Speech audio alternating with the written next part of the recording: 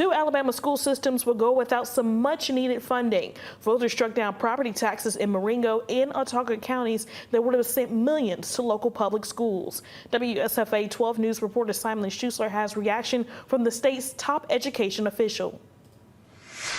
Voters in Marengo and Autauga counties have decided not to raise property taxes. State Superintendent Dr. Eric Mackey says that could have some negative consequences on local public schools.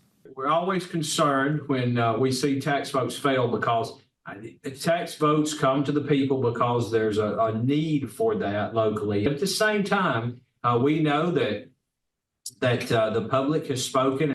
In Autauga County, over 60% of voters rejected a $7 million property tax increase that would have sent an estimated $7 million a year to public schools. And in Marengo County, while a tax renewal passed for Demopolis City schools, a new $3 million tax that would have benefited Marengo County schools failed by just 26 votes. Dr. Mackey has been in touch with officials in both Autauga and Marengo counties as they navigate the path ahead, which is complicated even more due to a loss of federal funding that came in during the COVID pandemic. And both of them are going to be losing hundreds of thousands of dollars in federal funding because of the ESSER funds that have dried up. So there's no question they will have to reduce services, which could include looking at closing, consolidating some schools.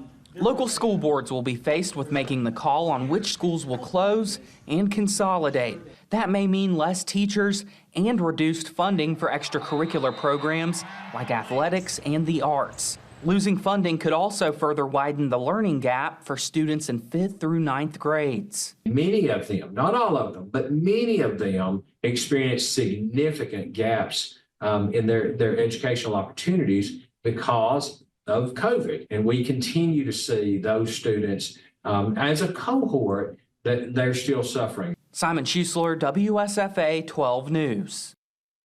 Thanks, Simon. According to the National Education Association, Alabama ranks 41st in money spent for students.